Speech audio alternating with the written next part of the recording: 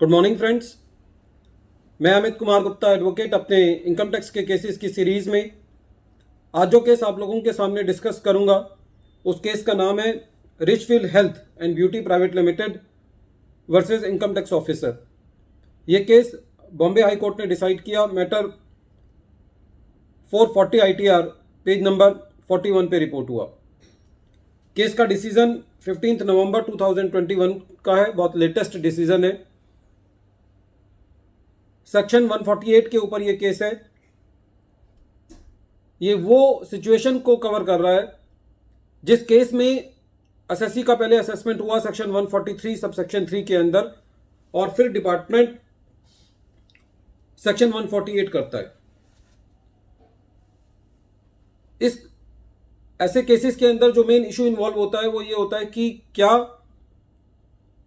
Section 148 जो किया गया है वो किसी और ऐसी इंफॉर्मेशन डिपार्टमेंट के पास है जिसकी वजह से डिपार्टमेंट ये मन बना रहा है कि एसएससी का कोई इनकम एस्केपिंग असेसमेंट हुआ है, कोई ऐसी इंफॉर्मेशन है जो एसएससी ने पहले डिस्क्लोज नहीं की है, तो उन केसेस के अंदर सेक्शन 148 जो है वो वैलिड होता है।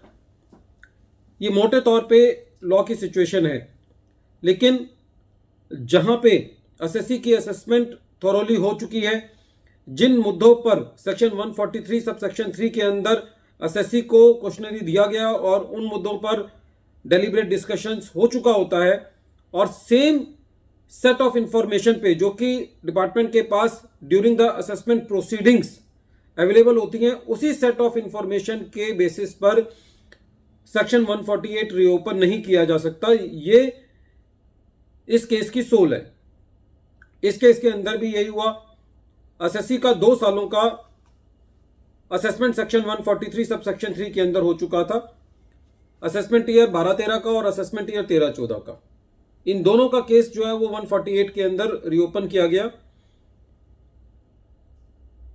जो असेसमेंट ईयर वाला साल था 12-13, वो 4 साल से क्रॉस जा चुका था, और असेसमेंट ईयर 13-14 अभी विद इन 4 ईयर्स के लिमिट में था।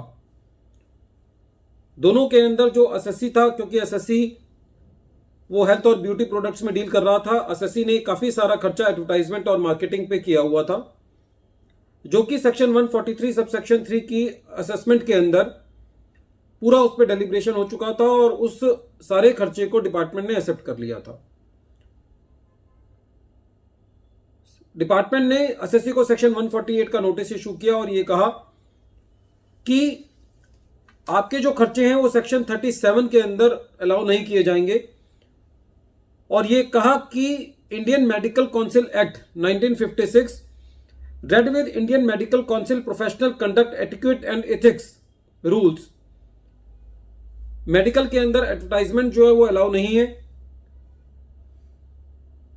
जिसकी वजह से जो आपने काम किया है वो प्रोहिबिटेड बाय लॉ है, और जो कोई भी काम लॉ के अंदर अलाउ नहीं होता, प्रोहिबिट होता है, उसके खर्चे जो है सेक्शन 37 में अलाउ नहीं होते। और ये कह करके एसएससी का सेक्शन 148 का नोटिस एसएससी को इशू किया गया।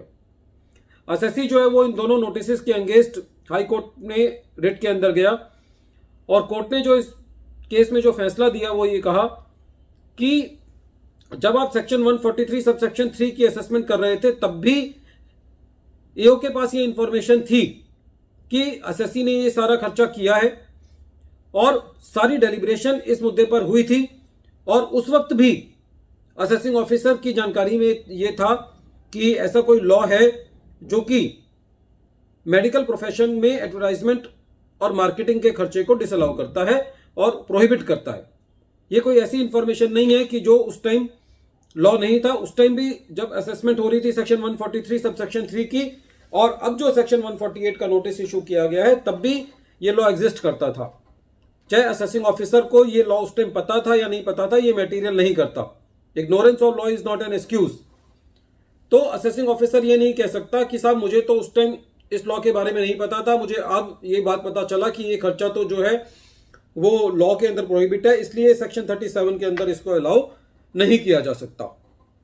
तो बॉम्बे हाई कोर्ट ने जो मेन क्रक्स इस बात में कहा वो ये कहा कि जब आप सेक्शन 143 सब सेक्शन 3 की असेसमेंट कर रहे थे, उस वक्त भी आपको ये पता था कि मेडिकल लॉ के अंदर मेडिकल प्रोफेशन के अंदर ये खर्चे अलाउ नहीं है। लेकिन आपने उस टाइम पूरी डेलिब्रेशन करी और आपने असेसमेंट ऑर्डर पास किया, तो अब आपको सेम सेट ऑफ फैक्ट्स पर आपको दोबारा केस रीओपन करने का मौका नहीं दिया जा सकता और ये रीओपनिंग जो है वो वैलिड नहीं है। फ्रेंड्स, चेंज ऑफ ओपिनियन जो है वो एक बहुत ही सब्जेक्टिव टर्म है कि ये चेंज ऑफ ओपिनियन है या नहीं। तो चेंज ऑफ ओपिनियन को समझने के लिए कुछ जो एग्जांपल्स हैं, जैसे इस केस में एग्जांपल है, तो ऐसे एग्जांपल से चेंज ऑफ ओपिनियन को समझा जा सकता है कि चेंज ऑफ ओपिनियन एक्चुअली में होता क्या है। This case is very important for dealing those cases in which on the same set of information the department reopens the case. Once again, I am repeating the name of the case. The name of the case is Richfield Health and Beauty Private Limited versus Income Tax Officer and others. And this matter has been decided by the Bombay High Court and the case has been reported in 440 ITR at page number 41. Thank you, friends. Thank you.